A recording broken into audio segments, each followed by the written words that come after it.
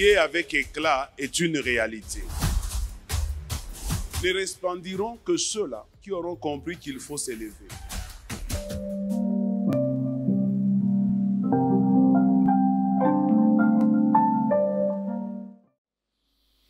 2 Corinthiens, chapitre 10, le verset 12. Et le deuxième texte, nous allons trouver ça dans le livre des Proverbes, au chapitre 16, le verset 7. On va lire la parole du Seigneur au nom de Jésus-Christ. Amen. 2 Corinthiens, chapitre 10, le 12e verset. Nous lisons au nom puissant de Jésus-Christ de Nazareth. Nous n'osons pas nous égaler ou nous comparer à quelqu'un de ceux qui se recommandent eux-mêmes. Nous n'avons pas nous égaler ou nous comparer à quelques-uns de ceux qui se recommandent eux-mêmes. Mais en se mesurant à leur propre. Oui. Et en se comparant à eux-mêmes. Il manque d'intelligence. On nous lit rapidement le verset de Proverbes chapitre 16. Vas-y, le verset 7. Quand l'Éternel approuve les voies d'un homme, Quand l'Éternel approuve les voies d'un homme, il dispose favorablement il dispose favorablement à son égard, même ses adversaires. Même ses ennemis, même ses adversaires. Parole du Seigneur dans le nom de Jésus-Christ. Alors j'ai voulu parler aujourd'hui de l'approbation divine. C'est ça le thème que je vais développer ce soir. L'approbation divine. L'approbation divine. C'est un mot qui veut tout simplement dire l'acceptation de Dieu, l'accord de Dieu, l'implication de Dieu. Alors, je pense que bien aimés dans le Seigneur, nous tous, nous avons besoin de marcher dans l'approbation divine, dans l'accompagnement divin. Nous avons tous besoin de voir la main de Dieu nous accompagner. Et chacun de nous a l'espérance que si la main de Dieu est sur lui, sa vie sera moins allégée et sa vie sera accompagnée de beaucoup de signes et de prodiges. Alors le texte des Proverbes que nous avons lu nous dit,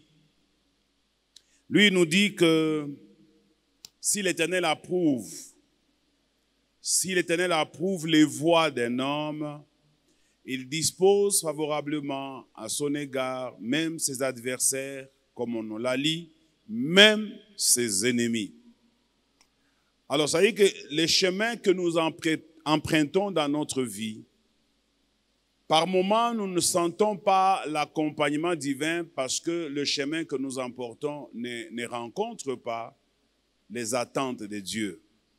Parce que Dieu a ce qu'il attend de nous, il a ce qu'il cherche, ce qu'il veut voir en nous. Alors il voudrait que chacun de nous arrive à les déceler. De plus en plus, je peux vous garantir que certes, Dieu parle, mais c'est toujours très difficile pour nous les humains de déceler l'orientation divine. L'homme a toujours des problèmes à ce niveau-là. Il peut être un parent, il peut être un prédicateur, il peut même être un prophète, recevant même les messages des hommes de la part de Dieu, mais lui-même a des difficultés sur l'orientation de sa propre vie. C'est qu'il souffre du manque d'orientation divine. Et c'est comme ça que même si vous réunissez l'onction, vous réunissez les conditions dans lesquelles vous estimez que Dieu est censé vous donner la direction qu'il attend de vous, il peut arriver que vous cherchez et même que vous terminez votre séjour sur terre sans jamais rencontrer cette volonté ou cette approbation divine. Ça doit être quelque chose qui doit nous interpeller, d'autant plus dans cette nouvelle génération, nous avons des très, très sérieux problèmes. Parce que vous-même, vous savez que cette génération est appelée la génération Android. C'est une génération qui souffre. J'ai beaucoup pitié pour cette génération parce que c'est une génération qui reçoit les orientations qui ne sont pas ciblées.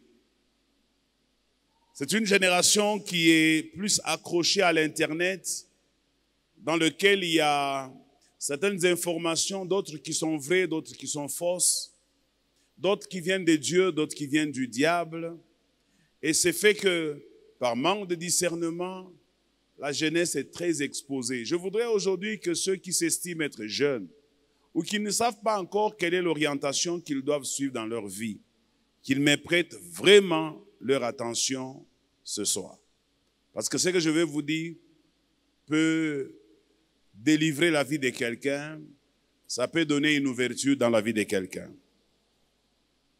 Alors, je voudrais rentrer maintenant à ce que je veux expliquer ce soir. Il y a des erreurs que j'ai vues dans ma vie chrétienne, des erreurs que moi-même j'ai commises dans ma vie chrétienne et qui m'ont donné des leçons qui m'ont permis à être davantage plus sage, et je peux me permettre aujourd'hui de donner un conseil à l'homme. Alors, le premier point que je vais développer pour comprendre mon thème que je poursuis en disant l'approbation divine, je voudrais d'abord commencer par vous parler de Dieu. Donc mon premier point, c'est Dieu. Parce que le plus grand problème que nous avons aujourd'hui,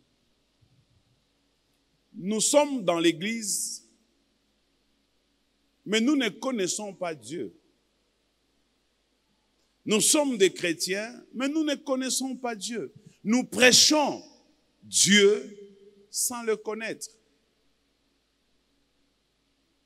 Nous prêchons Dieu, parfois c'est convaincant ce que nous disons, mais ce n'est pas toujours la vérité. Je vais essayer de parler un tout petit peu de ce que j'ai appris de Dieu, l'image que j'ai de Dieu, qu'est-ce que j'ai découvert sur Dieu. Parce qu'aujourd'hui, je peux me le permettre, vu le nombre d'années que j'ai dans la foi chrétienne, je peux me permettre d'essayer de parler de lui. Je dois avoir aujourd'hui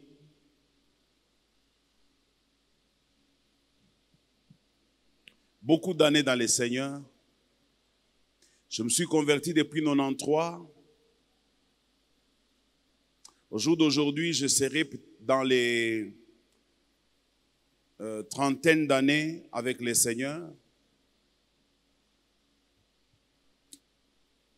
25 ans comme pasteur.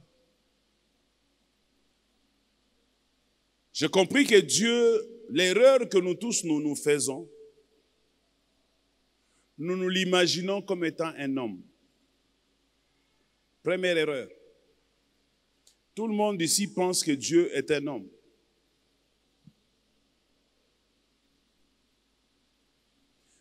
Nous pensons que Dieu, quand bien même il a des sentiments, nous pensons qu'il est un Dieu qui réfléchit comme nous.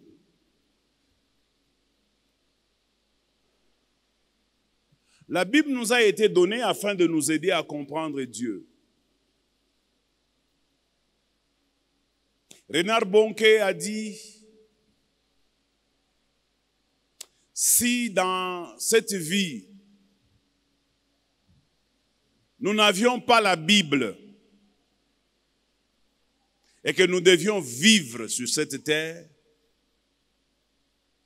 on doit se poser la question de savoir quel type de vie on allait mener. C'est la Bible aujourd'hui qui nous donne un peu des références de Dieu, des références de l'histoire de certaines personnes qui ont marché avec lui. C'est la Bible qui nous aide dans ça. La Bible nous définit Dieu comme étant un être spirituel qui n'a ni commencement ni fin. Un être spirituel qui est plus fort que tout ce qui existe, qui n'a point d'égal, que l'on ne peut pas comparer. Un être qui est présent partout en même temps. C'est pourquoi on l'appelle l'omniprésent. Donc, ces notions de Dieu nous donnent l'image d'un être qui connaît tout, qui voit tout, qui peut tout, qui contrôle tout et qui est incommensurable. C'est-à-dire on ne peut pas le mesurer. On ne peut même pas le comparer. Comparer Dieu, ça serait une grosse erreur. Je ne peux pas vous donner quelque chose qui ressemble à lui. Il est amour, plein d'amour, plein de grâce. Et celui qui a créé toutes choses. Vous n'avez pas image de ce qu'il peut être. J'ai entendu le modérateur, j'ai aimé cette phrase, quand il a dit que Dieu était le maître de l'univers. Je me demande si lui-même comprenait ce qu'il était en train de dire. Quand on dit le maître de l'univers, vous avez comme l'impression que l'univers c'est le monde, avec le ciel. Mais l'univers, c'est quelque chose que l'humain n'exploitera jamais jusqu'à ce que l'humanité disparaîtra de la terre. Parce que l'univers est immense. L'univers est composé de beaucoup de planètes. Il n'y a pas que ce qu'on vous a appris à l'école. Ce qu'on vous a appris à l'école, les 9 planètes, c'est ce qu'ils ont, eux, à l'époque, été à mesure d'expliquer. Mais aujourd'hui, ils ont trouvé que dans l'univers, il y a des myriades et des myriades de planètes. Alors, bien aimés dans le Seigneur, vous voyez, si vous essayez de voir Dieu par rapport à l'univers, les scientifiques disent que la Terre fait partie des plus petites, de plus petits objets que Dieu a créés dans l'univers. Quand on vous montre la dimension du soleil par rapport à la Terre, c'est 150 000 fois la grandeur de la Terre qu'il faut multiplier pour avoir la grandeur du soleil. Et les scientifiques ont découvert que le soleil est à 1 500 000 kilomètres de la Terre. Alors vous vous imaginez 1 500 000 kilomètres et puis ils ont encore découvert que le soleil n'est pas le plus grand astre, qu'il y en a des étoiles plus grandes que le soleil, plus grandes que le soleil, de loin, et qui sont très loin et qui brillent plus que le soleil. Mais que nous ne pouvons pas, parce que nous ne sommes pas dans cette galaxie. Il y a tellement beaucoup de galaxies. Alors essayez d'entrer avec moi dans cet univers-là, dont on dit qu'il est le maître. Et imaginez-vous à qui est-ce que nous avons affaire. Quelqu'un qui gère beaucoup plus que ce que nous voyons. Parce que l'homme pense que Dieu, c'est seulement le Dieu de Bread of Life. C'est le Dieu qui a seulement les yeux sur un homme. C'est le Dieu qui doit seulement gérer à ce que tu puisses manger. Non. Il gère aussi tous ces univers-là, afin que ces univers ne se cognent pas, ou ces planètes ne se cognent pas les unes contre les autres. Parce que dès qu'un morceau de planète cognait le soleil ou cognait la terre, je pense que la vie va cesser d'exister sur la terre. Alors il est ce Dieu-là, quand vous le suivez dans cette dimension-là, vous allez comprendre que nous sommes insignifiants.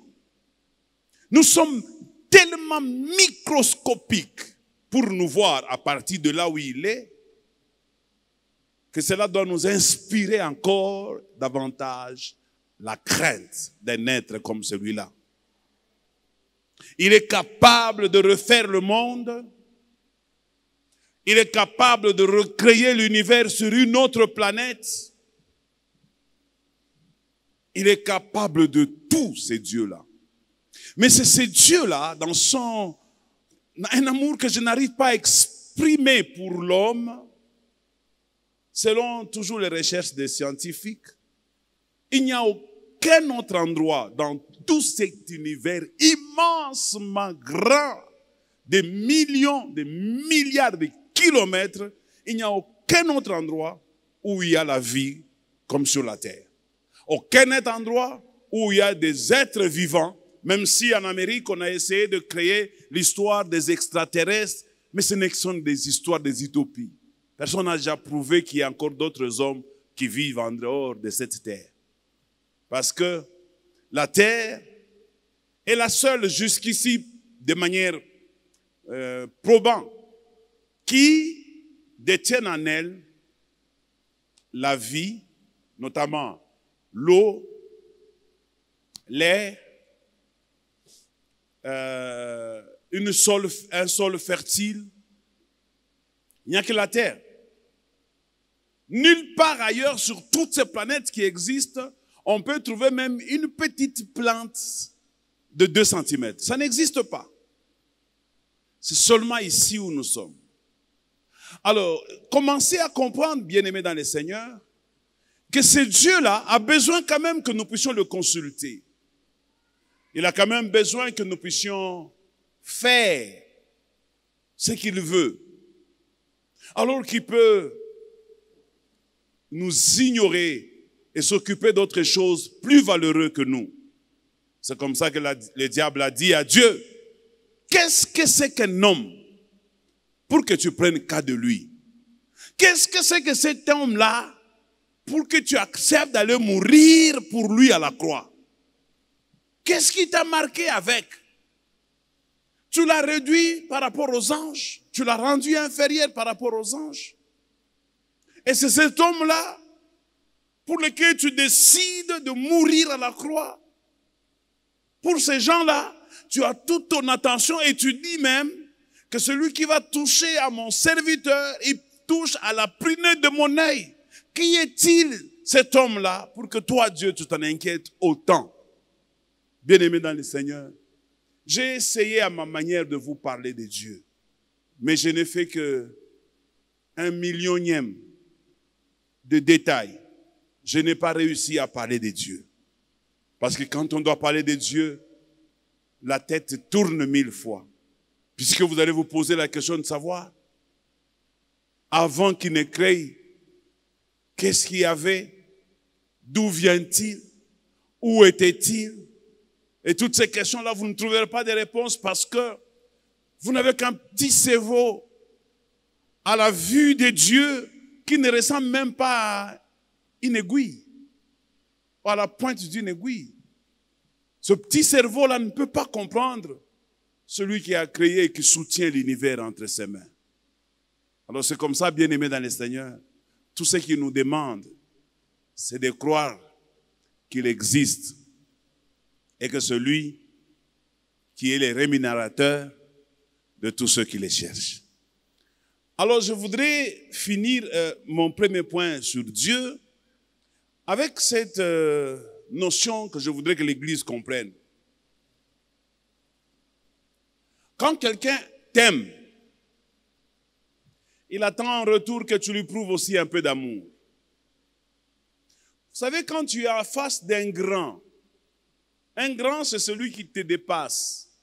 Quand tu es en face de lui et que tu constates qu'il t'aime, ne prends pas cela comme gagné d'avance. Quelqu'un me donne un bon amen. Parce que quand on aime en réalité, on a besoin aussi de se sentir aimé. C'est tout ce que Dieu nous demande en retour. Il veut se sentir que nous, à qui il a donné beaucoup de privilèges, nous l'aimons aussi. Excusez-moi de parler de ça, c'est ma conclusion sur Dieu. On m'a parlé d'une planète qu'on appelle Jupiter.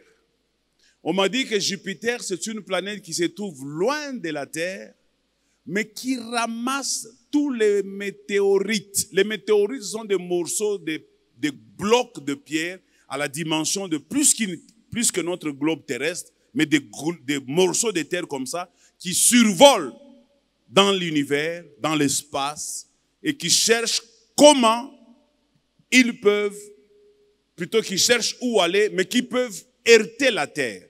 Mais Jupiter récupère tous ces blocs qui s'approchent de la Terre. Et les scientifiques disent, Jupiter, celui qui protège la Terre de toute catastrophe qui peut arriver. Je vais vous donner une image de la grandeur de l'univers et je termine. Comme ça, vous aurez une image de la grandeur de Dieu. Les scientifiques disent pour aller dans certaines parties de l'espace, ça pourra leur prendre 150 millions d'années de voyage pour arriver à certains endroits. Ça peut leur prendre 150 millions d'années de voyage. Maintenant, imaginez-vous, Église, Jésus reviendra pour nous prendre. Nous irons vivre avec Dieu dans le ciel. C'est où? C'est après l'univers? C'est dans l'univers? Nous allons passer toutes ces choses? Comment ça sera? Ça sera peut-être un long voyage où on aura des escales, il va commencer à nous expliquer les choses de Dieu. Non, aimons Dieu, mes amis, parce que Dieu nous aime. On peut acclamer pour lui.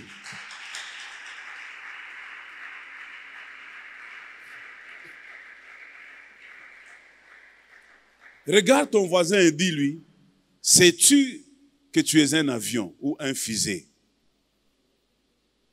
Parce que tu vas monter au ciel sans carburant. Tu vas monter au ciel plus que l'avion.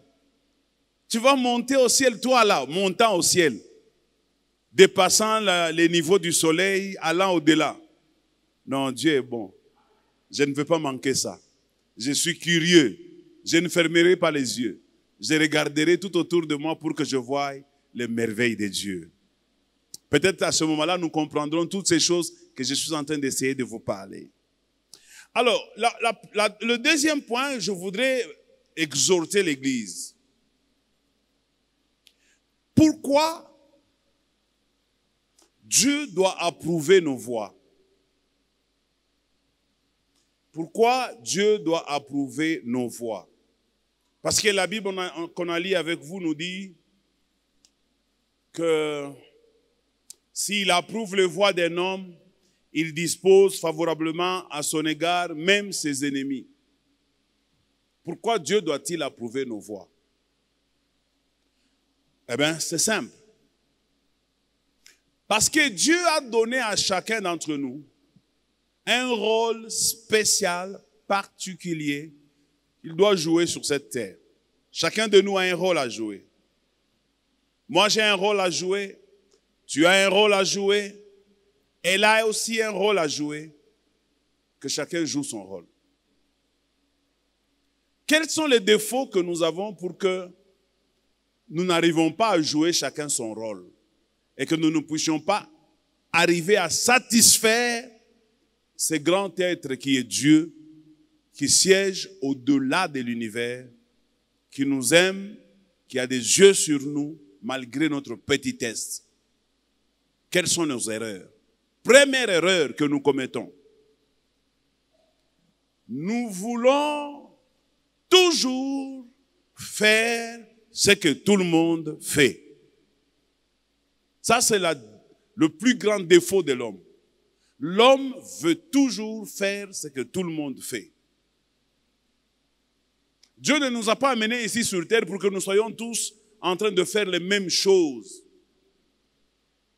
C'est comme ça qu'il fait que certains parmi nous n'arrivent pas à exceller parce qu'ils font des choses qui ne plaisent pas à Dieu. Il ne faut pas seulement prêcher ici devant comme je le fais pour plaire à Dieu.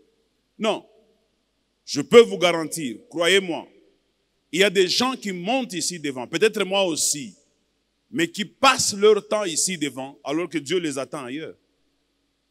Il y a des gens qui ont des églises, qui prêchent tous les jours, qui font des délivrances, mais que Dieu le voit en train de chômer. Mais il y a aussi d'autres personnes qui devraient faire, qui sont assis et qui ne font rien. Quelqu'un me donne un bon amen? Dieu interpelle les hommes. Et j'insiste là-dessus. Dieu ne nous a pas envoyés ici sur terre pour que nous puissions manger, pour que nous puissions nous vêtir, pour que nous puissions nous réjouir de la vie qu'il nous a donnée, nous marier et avoir des enfants. Est-ce que si c'est seulement pour ça que le Dieu qui est au-dessus de tout l'univers peut nous garder sur terre, nous protéger et avoir les deux yeux sur nous, simplement pour que nous puissions nous marier, avoir des enfants, acheter des voitures et construire des maisons? Si c'est seulement pour ça, et que Dieu après va nous prendre pour aller vivre avec lui chez lui, alors là, moi je suis en train de me poser la question de savoir si effectivement nous avons raison de croire de cette façon-là. Je dis à quelqu'un, mon frère, tu t'es marié, c'est bien, tu as de l'argent, c'est bien, tu as acheté une maison, c'est bien, tu as le projet de voyager, c'est bien, tu as le projet d'épouser, c'est bien, tu veux avoir des enfants, c'est bien, mais rien de tout ça n'est dans le projet de Dieu pour toi.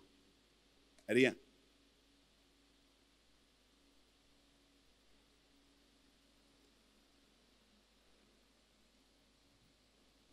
Je vais essayer, par ma façon de voir, je vais essayer d'épingler ce que Dieu aurait attendu de nous. Je vais essayer d'épingler. Parce que les hommes ont un deuxième défaut, c'est de se comparer. Les hommes se comparent beaucoup. Pourquoi vous vous comparez? Je suis en train de vous amener à ce que vous puissiez comprendre pourquoi Dieu vous a envoyé sur terre. Pourquoi Dieu peut prendre tout son temps, toute son énergie pour nous sécuriser, pour que nous soyons en vie. Quand nous dormons, il nous réveille le matin, qu'il gère bien l'oxygène, le soleil et tout ça. Parce que quelqu'un a dit que dès que le soleil descend seulement de 10 degrés, nous sommes brûlés sur terre.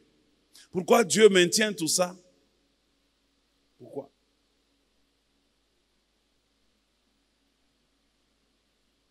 Est-ce que c'est pour que nous puissions nous comparer? Non. N'est-ce pas que Dieu nous a prouvé scientifiquement que les empreintes digitales d'un homme ne peuvent pas ressembler à celui d'un autre? N'est-ce pas vrai? Pourquoi nos empreintes digitaux ou digitales, je ne sais pas, peuvent effectivement être différentes les uns des autres? Autant que nous sommes des milliards sur la terre, autant que tes empreintes digitales sont différentes de ton père, de ta mère, de ton petit frère, de ton grand frère et d'aucun être humain sur cette terre à part toi. Pourquoi? Parce que Dieu a voulu te dire, tu es un être unique, tu es un être spécial, tu es un être identifié par Dieu pour acquérir l'onction afin de faire quelque chose sur la terre avant de monter au ciel. Nous sommes uniques. Je suis unique. Un jour, j'ai travaillé avec un blanc sud-africain, bon, anglais, mais naturalisé sud-africain. Il était venu au Congo, on a travaillé avec lui. Il a beaucoup apprécié ma façon de travailler. Mais à un moment donné, je lui ai dit, j'ai déjà raconté cette histoire aux anciens, ils connaissent. Je lui ai dit que je devais le quitter parce que j'ai des obligations au niveau de l'église. Je ne peux pas continuer avec lui. Le blanc était très triste. Alors il m'a demandé quelque chose. Il me dit, est-ce que tu peux me trouver quelqu'un comme toi? J'ai dit, oui, il n'y a pas de problème, je vais vous chercher quelqu'un comme moi. Il dit, non, non, exactement comme... Je dis, non, non, non, non, non, non. Il ne peut pas être exactement comme moi. Mais je vais te chercher quelqu'un qui peut être à peu près comme moi, mais qui peut aussi avoir des qualités que moi je n'ai pas. Mais trouver quelqu'un exactement comme moi, je ne peux pas trouver. Je suis venu, j'ai essayé de solliciter parmi les anciens.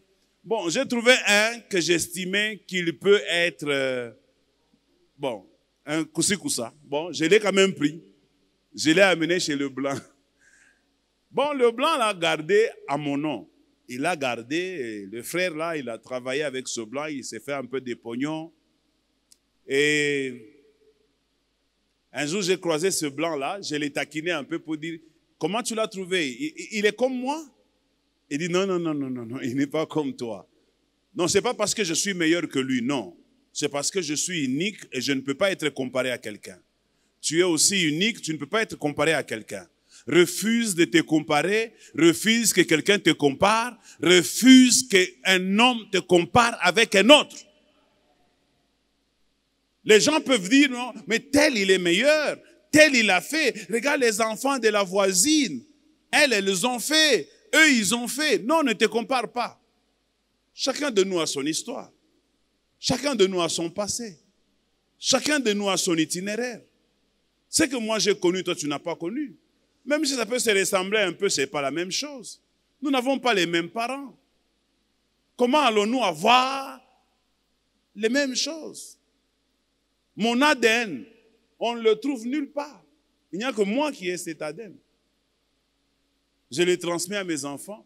Mais même quand vous prenez celui de mes enfants, on peut seulement voir des traces que je les ai transmises, mais leur ADN, c'est aussi les leurs. Et ainsi de suite.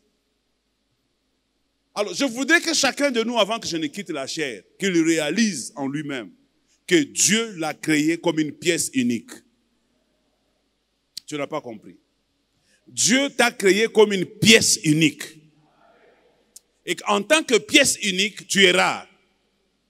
Et si tu es rare, tu es cher. Valorise-toi toi-même. Donne-toi de l'importance toi-même. Parce qu'on ne trouvera pas un autre toi, nulle part au monde. Et je t'apprends, c'est que le monde a besoin de toi. Dans un domaine où Dieu attend que le monde te découvre. Le monde a besoin de toi. Le Congo a besoin de toi. Le problème, c'est que tu ne sais pas c'est où que tu dois être. Tu es là où il ne faut pas être. Tu fais ce que Dieu ne voit pas.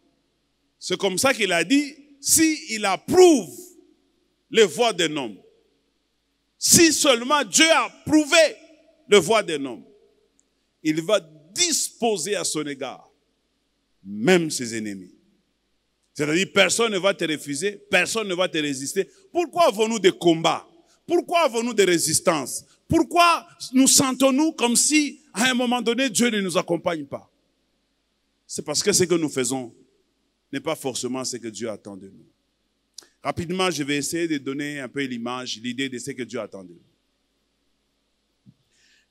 La première chose que Dieu attend de nous,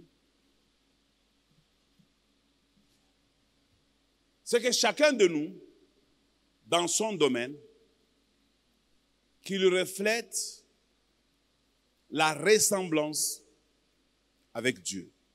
Chacun de nous, dans son domaine, qu'il reflète la ressemblance avec Dieu. Vous savez, Dieu est tellement grand, comme je l'ai dit, aucun homme ne peut à lui seul ressembler à Dieu. Aucun. Nous nous ressemblons chacun en prenant une partie. Vous savez, en Swahili, on dit « Français ni nyama ntembo ». C'est-à-dire, n'est-ce pas? Dieu aussi est plus grand que ça. C'est quand nous sommes réunis ensemble que nous commençons plus ou moins à donner une petite image de Dieu plus claire. Mais chacun de nous est une portion de l'image de Dieu. Chacun de nous est une portion de l'image de Dieu. Alors Dieu veut que tu reflètes cette portion de son image. Que chacun de nous reflète cette portion. C'est pourquoi il ne veut pas que nous puissions nous comparer. Parce qu'en nous comparant, tu vas aller copier la portion de l'autre qui n'est pas la tienne. Et tu énerves Dieu. La Bible dit, il y a tant de projets dans le cœur de l'homme. Mais il n'y a que les projets de l'Éternel qui s'accompliront. Alors, dans tous les projets qui peuvent venir dans le cœur de l'homme, que l'homme fasse un effort pour savoir de tous ces projets où est le projet de Dieu. C'est ça l'Église. C'est ça l'Église. Où est le projet de Dieu dans ce que je fais? Où est le projet de Dieu? Écoutez, un jour,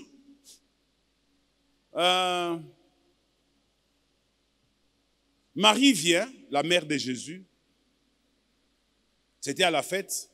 Le vin a cessé dans la fête. Elle vient voir son fils. Elle dit à son fils, ils n'ont plus de vin. Pour dire, est-ce que tu peux les aider en faisant un miracle? Jésus répond à Marie, mon heure n'est pas encore venue. C'est-à-dire, je suis venu avec une mission, mais leur donner du vin, ça n'a rien à voir avec ma mission. Quelqu'un comprend bien? Donc ce n'est pas le fait que je veux leur résoudre leurs problèmes que j'aurai atteint ma mission. Je suis venu en mission, j'ai une œuvre que Dieu m'a donnée, mais ce n'est pas celle-là. Lorsque son heure viendra, on viendra l'arrêter dans le jardin de Gethsémane. À ce moment-là, quand on l'a entouré, il leur a dit ceci. Qui cherchez-vous? Dès qu'ils ont dit Jésus de Nazareth, ils sont tous tombés et Jésus seul et les disciples sont restés debout. Une deuxième fois, une troisième fois. À la fin, Jésus leur dit, j'étais avec vous dans les synagogues. Vous n'étiez pas en mesure de mettre la main sur moi. Maintenant que mon heure est venue, vous pouvez maintenant mettre la main sur moi. Donc, Jésus savait pourquoi il était venu dans le monde. C'était pour mourir pour l'humanité. Et quand il a été à la croix, c'est ce qui justifie la parole selon laquelle tout est accompli. Donc, j'ai achevé la mission pour laquelle tu m'as envoyé sur terre. Mais qu'est-ce qui nous arrive à nous? Nous regardons ce qui frappe les regards. Nous voulons toujours jouer le rôle de premier rang. Nous voulons toujours le schémativisme, que les gens me voient, que les gens m'apprécient, que les gens m'admirent. Et ça nous détourne de la vision de Dieu. Je peux vous donner des cas de gens qui n'ont pas vraiment joué des rôles spectaculaires, mais qui ont joué correctement leur répartition dans la symphonie de la vie sur terre. Quelqu'un me donne un bon amen. Quand vous prenez quelqu'un comme Jean-Baptiste, qu'est-ce qu'il a fait? Avez-vous appris un miracle que Jean-Baptiste a fait? En dehors d'aller dans le désert manger les sauterelles et du miel, il est prophète en quoi? Avez-vous une prophétie de Jean-Baptiste? Non. La plus grande activité que nous apprenons de Jean-Baptiste, c'est quand il commence à baptiser les gens. Et lorsqu'il voit Jésus venir, c'était ça la mission de Jean-Baptiste. Quelqu'un peut venir au monde, rien que pour un instant dans la vie. Rien que pour un instant. Comme Jésus, il est venu dans le monde pour un instant, un court instant. Mais il s'y est préparé pendant tout son temps. Il a préparé cela pendant tous les 3 ans et demi, pendant tous les 33 ans. Mais pour un instant de quelques heures, Jean, sa mission, c'était de présenter l'agneau de Dieu qui ôte le péché du monde. C'est comme ça que Jésus n'allait pas être accepté s'il n'y avait pas quelqu'un qui l'avait présenté. Et Jean avait pour mission, il dit lui-même, qu'il n'est pas le Christ, mais qu'il est celui qui prépare le chemin du Seigneur. Il a donné sa mission. Je suis celui qui prépare le chemin du Seigneur. C'était sa mission. Point barre. Il avait une femme, ce n'était pas le problème de Dieu. Même s'il en avait, ça importait peu pour Dieu. Il avait des enfants, qu'est-ce que ça fait pour Dieu? Il avait une église, ça importe peu. Mais il a joué correctement son rôle. Voici l'agneau de Dieu. Je ne suis pas digne de délier son courroie, le courroie de son sandal. Le voilà. Et dès qu'il a dit ça, il a laissé ses disciples suivre Jésus. Qui peut faire ça? Qui peut faire ça? Personne. Accepter, il a ses disciples, un autre qui vient. D'abord, c'est lui qui le présente, personne ne le connaissait. Il le présente et aussitôt, tes disciples te quittent pour suivre cet étranger-là. Et puis, tu restes tranquille. Et quelques heures après, on t'arrête. Tu commences à envoyer tes disciples parce que tu commences à te demander, est-ce que j'ai bien joué mon rôle ou bien je n'ai pas bien joué mon rôle? Est-ce que la prison est-elle une punition de Dieu parce que je n'ai pas bien joué mon rôle ou bien j'ai bien joué? Allez d'abord demander à ces Jésus-là qu'il avait bientôt présenté. Il commençait à douter. Mais Jésus a donné une réponse peut-être que nous n'avons jamais eu le temps d'analyser. Jésus lui a dit, allez dire à Jean, les aveugles voient, le paralytique marche. C'est déjà un signe pour dire, tu ne t'es pas trompé. Parce qu'un homme ne peut pas faire marcher le paralytique, un homme ordinaire ne peut pas faire voir les aveugles. Donc tu as dit vrai, sois calme, meurs tranquillement, ta mission est arrivée à la fin. Quelqu'un me donne un bon amen. Quand la mission est arrivée à la fin, tu pars. Dès que la mission de quelqu'un arrive à la fin, il part. Hein? Bon, arrêtez de vous comparer. Hein? À l'église, ne vous comparez avec personne. Dans le 2 Corinthiens chapitre 10, verset 12, j'ai aimé ce que Paul a dit. Ne nous comparons pas. Ne nous égalons pas. Vous l'avez lu. Il nous demande de ne pas nous comparer, de ne pas nous égaler. Nous n'avons pas les mêmes grâces. Vous avez l'habitude de comparer la vie des autres sur vous. Papa, il y a quelqu'un, lui, il peut marcher dans l'ivrognerie, dans la prostitution, à la fin, Dieu le sauve. Tu dis, non, non, comme Dieu l'a sauvé, lui, il me sauvera aussi. Je me prostitue, je m'enivre, comme Dieu l'a sauvé, chacun a sa grâce. Quelqu'un me donne un bon amen? Tu peux trouver quelqu'un d'autre, lui, il peut se prostituer, il n'a pas le sida. Mais toi, tu fais une seule fois. Même pas une fois, une demi-fois. HIV. Ne te compare pas. Tu peux trouver quelqu'un d'autre. Quand il est à l'église, j'ai aimé le témoignage d'un homme de Dieu. Il dit, il était parti dans une conférence. Dans cette conférence, il y avait beaucoup de pasteurs. Alors, il était le deuxième orateur.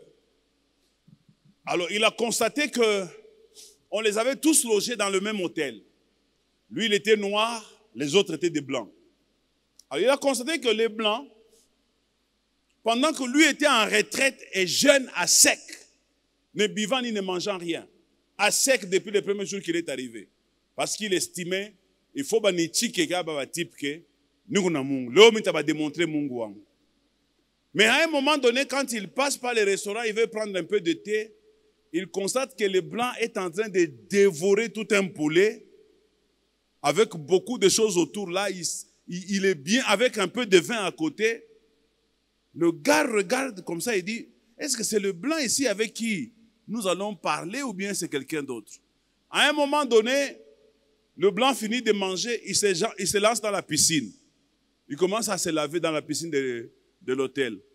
Les types regardent à l'horloge. Il leur reste 2 heures pour commencer le culte et c'est le blanc là qui va commencer. Et puis, lui dit, bon, ce type, je vais le corriger aujourd'hui. Je vais lui démontrer qu'on ne joue pas avec Dieu. Tu dois travailler à la chair, mais tu blagues comme ça. Aujourd'hui, je vais te corriger. Il rentre encore dans sa chambre. Il cherche la face de Dieu. Comme tu dis là. Il parle en langue. Mais arrivé maintenant le soir, c'est les blancs qui montent en premier, comme c'était prévu. Le gars prend seulement le micro. Papa, il y a une manifestation de puissance qui est quand ni c'est na tenka tiens, ce type doit avoir des fétiches.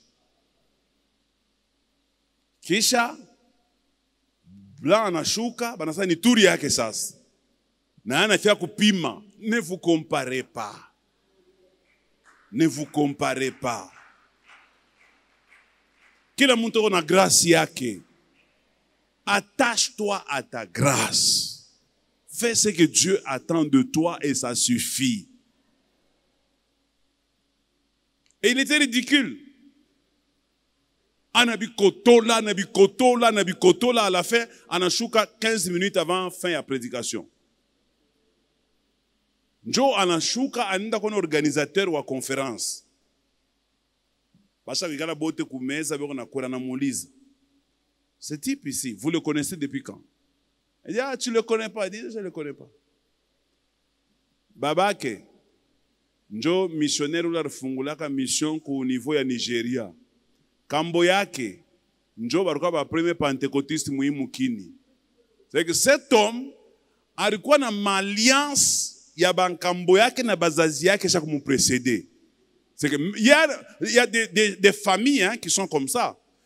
Les parents ont déjà fait le travail, les enfants ne vont pas rentrer dans le travail que les parents ont déjà fait. Ils commencent par là où les parents sont arrivés, ils peuvent continuer facilement. Mais il y a d'autres personnes, les parents n'ont rien fait pour eux. Ils étaient à 64 dans la famille, avec 8 mamans. Papa est mort, toutes les mamans sont mortes. Il doit se battre à 0 pour se relever. Tu n'es pas pareil à celui qui a hérité de son père. Ne te compare pas comme celui qui a hérité de son père. Tu dis, mais lui, ça, il a fait ça. Moi aussi, je peux faire. Vous êtes différents. Et cet homme dit, moi, j'ai encore des combats que j'ai hérités de mes pères. De la sorcellerie, des liens. Mais ces blancs-là, ses parents avaient déjà renversé tous les combats. Ne nous comparons pas. Ne nous égalons pas. Quelqu'un me donne un bon amen. Alors, mon dernier point, rapidement, je termine. Qu'est-ce que Dieu attend de nous exactement à la fin? Dieu attend de chacun d'entre nous le meilleur de lui-même. Dieu attend de chacun d'entre nous le meilleur de lui-même. Moi-même, je me pose la question, ce que je fais là, est-ce que j'ai atteint le meilleur de moi-même? Pose-toi aussi la même question. Ce que tu fais là, est-ce que tu as déjà atteint le meilleur de toi-même? Pour atteindre le meilleur de soi-même, il faut être en mesure de vaincre tes limites. Chacun de nous a des limites devant lui. J'ai des limites, tu as des limites. Apprends à vaincre tes limites. Les limites ont 3 origines. Et je finis. Première origine des limites que nous avons, c'est notre propre corps. Notre propre corps nous limite, ça nous bloque. Ça, c'est la première origine des limites que nous avons. L'homme et la femme, ils ont tous les deux un corps Mais ce que fait un homme, la femme ne peut pas le faire. Le corps les limite déjà. N'est-ce pas vrai? Celui qui est lancé et celui qui est de courte de taille, ils sont déjà différents. Chacun est limité par le corps. C'est rare de voir un homme de courte taille jouer au basket, n'est-ce pas? C'est aussi rare de voir un joueur de football de longue taille qui soit un grand dribbleur. Rare. Ma dribble n'est pas tout fou. Donc, le corps nous limite. Le corps nous conditionne. Mais alors, tu dois faire un effort pour vaincre tes limites. Tu n'as pas été à l'école. Tu n'as pas fait de bonnes universités. Mais la vision que Dieu met en toi te pousse à faire l'école ou à être comme celui qui devait faire l'école. Parce que la deuxième limite, je vais mélanger avec la première, elle vient du diable. Le diable nous limite, le diable nous combat, le diable nous empêche, le diable ne veut pas nous voir aller de l'avant. Le diable peut orchestrer, sachant que Dieu va t'utiliser dans un domaine, il peut bloquer tes parents qui ne te puissent pas te donner les avantages qui te permettront d'atteindre cet objectif-là. Il te limite, par exemple, dans un domaine sans que toi-même tu le saches parce que tu es victime de ce que tu as hérité de tes parents. Quelqu'un me donne un bon amen. Si tu sais que tu poursuis quelque chose et que en grandissant, peut-être que tu n'as pas eu les bénéfices pour facilement atteindre cet objectif, fais un effort maintenant là.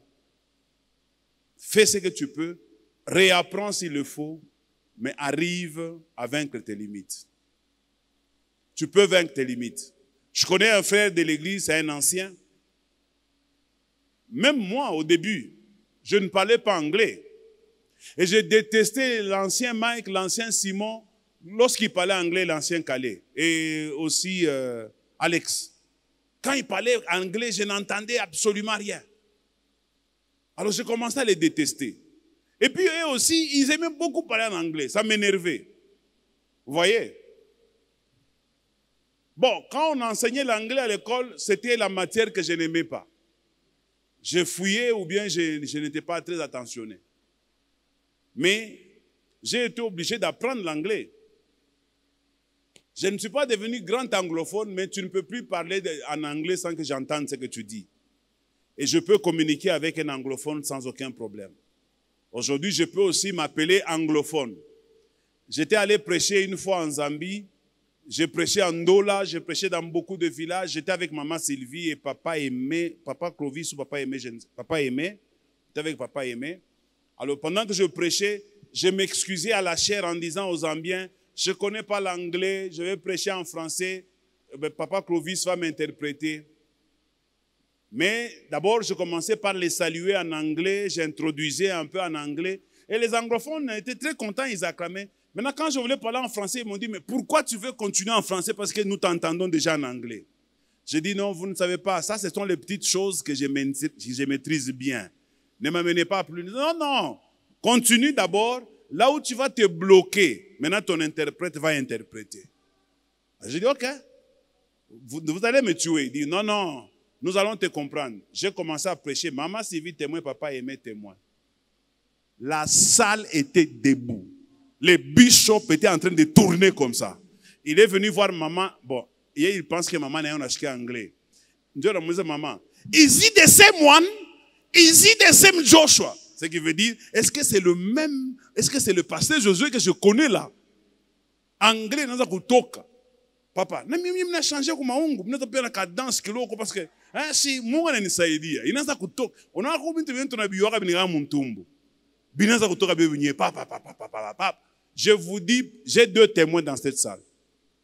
Ils m'ont invité dans toutes leurs paroisses. Je n'avais plus besoin d'interprète, j'ai commencé à parler en anglais. J'ai glorifié le Seigneur pour ça. J'ai vaincu une limite. Aujourd'hui, je n'ai plus de barrière. Je peux prêcher au Nigeria. Je peux prêcher partout. On m'appelle partout. Au Nigeria, par tous les Nigériens qui sont passés ici. Ils ne font que m'inviter, je reporte ça. Parce que je vous ai dit que je ne suis pas un homme qui aime beaucoup les voyages. Quelqu'un me donne un bon amen. Il faut vaincre tes limites. Fais un effort, c'est possible, tu peux le vaincre. Dieu attend de nous que nous puissions nous dépasser. Ne sois pas paresseux. Ne te dis pas que la nature m'empêche de le faire. Non, aujourd'hui, les femmes conduisent des avions. Aujourd'hui, les femmes conduisent des voitures de course. Des femmes jouent au foot. Aujourd'hui, il n'y a plus de limites. Je dis à quelqu'un, ne te limite plus. Tu peux tout. Quelqu'un me donne un bon amen. La troisième et la dernière limite que nous avons, c'est l'entourage. L'entourage est une grande limite. Ces gens qui sont autour de nous, ce sont les premiers qui te découragent quand ils te voient faire quelque chose. Et le diable peut même les utiliser. Surtout ta femme ou ton mari. Le diable peut les utiliser. Je connais un pasteur, je vais même le citer, c'est le Bishop Magila. C'est lui-même qui l'a dit dans un témoignage. Le Bishop Magila, au début de sa foi, il ne parlait qu'en Swahili. Il prêchait en Swahili, tout il faisait en Swahili. Et puis un jour, il dit à sa femme, Marie, je vais aussi prêcher en français. Sa femme le regarde. Et sa femme lui dit, on t'attend quoi ministère? Tu vois, les femmes peuvent te décourager. Hein? Même ton mari aussi peut te décourager. Oh, je suis L'homme autour de toi peut être un obstacle. Il faut le vaincre. J'ai dit, il faut le vaincre. Les hommes te critiqueront, surtout lorsqu'ils voient que tu commences à faire quelque chose que personne n'a jamais fait. Lorsqu'ils sentent que tu commences à t'engager sur un chemin où personne ne s'est déjà engagé, ils te diront, mu famille, en enfant imam. Mu Congo, nani, en enfant imam. Ils peuvent même prendre des exemples de certaines personnes qui avaient essayé ce que tu veux faire en te disant,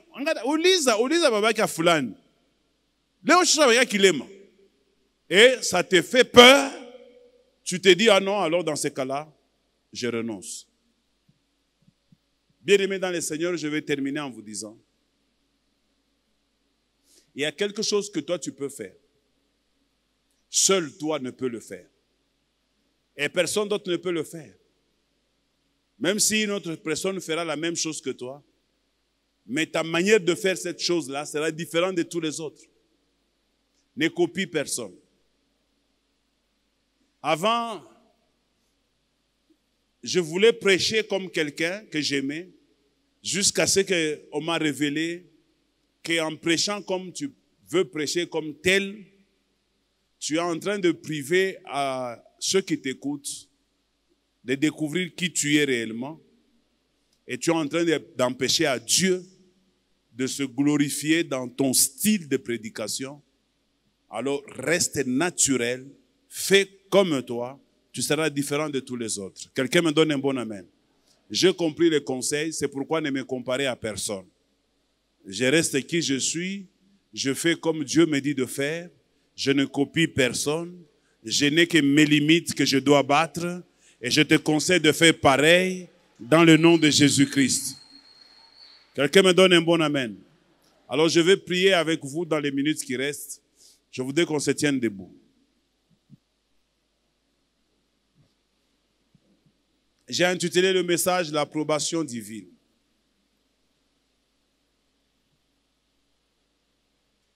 Lorsque l'Éternel approuve les voies d'un homme, il dispose favorablement à son égard même ses ennemis.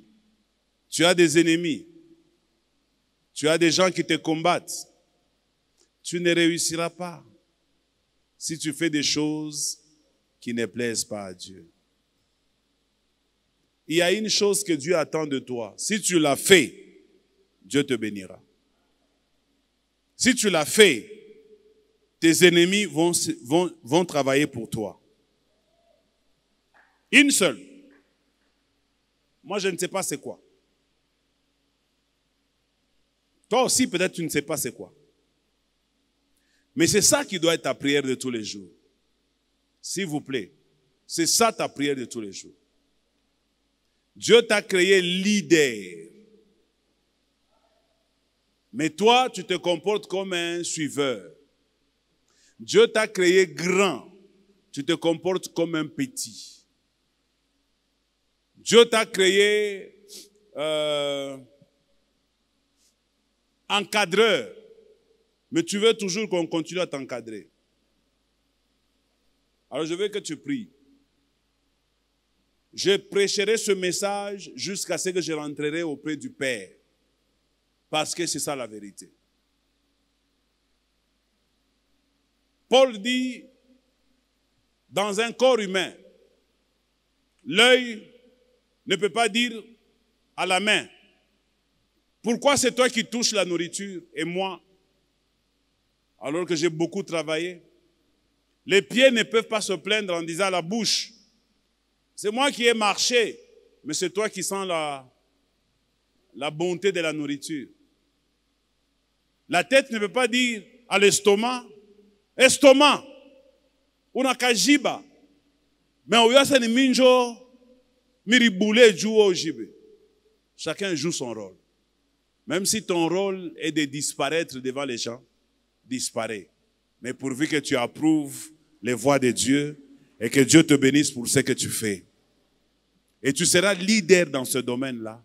Tu seras grand dans ce domaine-là. Tu seras un homme extraordinaire dans ce domaine-là. Je veux que tu pries en disant, Seigneur, aide-moi avant que je ne quitte cette terre des humains. Tu n'as pas besoin de 5 ans, 10 ans, parce que je vous donne l'exemple ici de Jean-Baptiste et de Jésus. Leurs missions ont été accomplies en moins d'1 heure.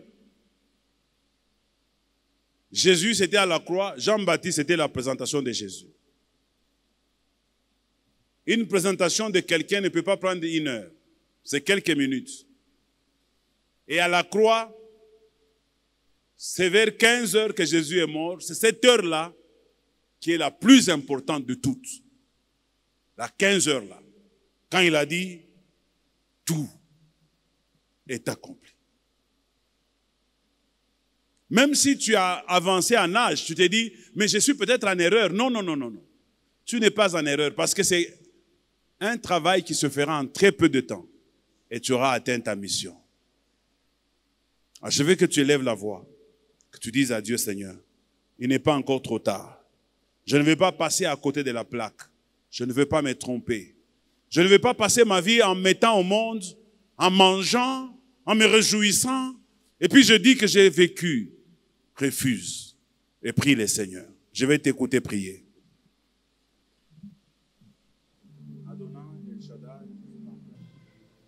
Je voudrais que tu lèves légèrement les mains pendant que je vais prier le Seigneur. Dieu de paix, Dieu d'amour, Dieu immense, Dieu grand. Toutes choses ont été créées par toi, le ciel, la terre, l'univers et tout ce qui existe. Et c'est sur l'homme que je suis, c'est sur la femme qui se trouve dans cette salle et le fils de la femme que tu as mis toute ton attention dans tout l'univers. Père, tu pouvais trouver plaisir dans les galaxies, mais tu n'as pas fait cela, tu as regardé plutôt ton plaisir dans l'être le plus faible au monde.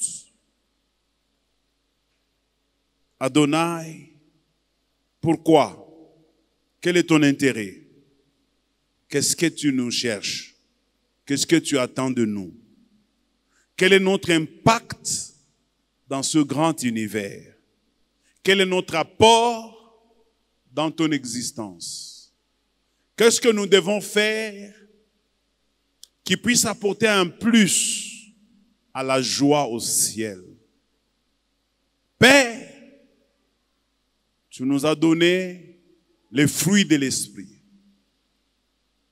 Tu nous as aussi parlé des dons de l'esprit. c'est que tu as donné à chacun de nous un don différent de celui de l'autre. Mais à nous tous, tu demandes de produire les mêmes fruits. Je prie pour cette église, que nous produisons tous les fruits dignes de la repentance, mais aussi beaucoup que chacun de nous connaisse le rôle qu'il est censé jouer dans ton église. Non pas seulement dans ton église, dans sa famille, mais surtout dans ce monde. Quel est le rôle que tu attends de tout un chacun d'entre nous? Si nous ne le comprenons pas, éternel Dieu, notre vie terrestre n'aura servi à rien. Nous serons comme cet arbre-là qui n'avait pas produit de fruits, sur lesquels tu voulais qu'on puisse le couper, parce qu'il occupait inutilement la terre. Je prie pour cette église, pour ceux du moins qui m'entendent ce soir. Ne permets pas qu'ils occupent inutilement la terre. Fais en sorte que leur présence sur cette terre puisse avoir du sens. Fais en sorte, éternel Dieu, qu'après la vie terrestre, qu'au ciel, ils soient célébrés pour avoir atteint l'objectif pour lequel ils ont été envoyés. Je prie afin qu'ils ouvrent grandement les yeux, chacun autour de lui, pour qu'ils comprennent qu'est-ce que tu attends de nous. Qu'est-ce que tu attends de tout un chacun d'entre nous? Seuls nous ne pouvons rien, tu l'as dit. Envoie-nous ton esprit. Parle-nous dans des songes. Mets cela dans nos cœurs. Impose-nous cela. Ne nous laisse pas seuls. La Bible dit qu'il y a beaucoup de projets dans le cœur de l'homme, mais c'est uniquement le projet de l'Éternel qui s'accompliront. Alors nous voulons que seuls tes projets s'accomplissent. Parce qu'une voie peut paraître belle à un homme, mais son issue c'est la mort. Ne nous laisse pas nous égarer, Seigneur. Je prie pour cette église. Ramène-nous sur le droit chemin. Ramène-nous auprès de toi. Tu as joué ton rôle, tu as sauvé toute l'humanité. Je vais jouer le mien. Aide-moi à bien le faire. Parce que sans toi, je ne peux rien. Sans toi, ils ne peuvent rien. C'est seulement avec toi que nous ferons des exploits. Et toi, tu écraseras nos ennemis. Tu as dit, si tu approuves les voies d'un homme, tu vas disposer favorablement à son égard même ses ennemis. Je prie pour mon frère et ma sœur, que ce message ne soit pas un message qui passe et puis il se réveille le matin comme d'habitude. Chacun regarde de quel côté il va trouver la nourriture. Chacun regarde de quel côté il va trouver l'argent. Chacun regarde de quel côté il va trouver ses objectifs de vie. Mais je voudrais que chacun de nous, quand il se réveillera le matin, qu'il dise désormais, si je ne fais pas ceci, ma vie aura été un échec. Je prie, éternel Dieu des armées, que chacun de nous n'échoue pas, ne rate pas sa vie. Que chacun atteigne tous les objectifs lui assignés par toi. J'ai prié en demandant avec insistance au Saint-Esprit de ne nous pas laisser seuls, de nous accompagner dans cette œuvre, de nous sortir victorieux.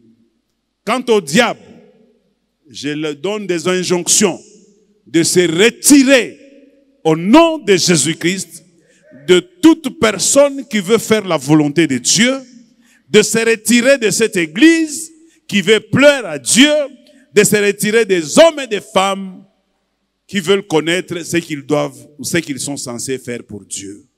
Que le Dieu du ciel vous bénisse et vous accorde sa faveur. Nous disons Amen en acclamant le Seigneur. Allons dans la paix du Seigneur. Que Dieu nous bénisse.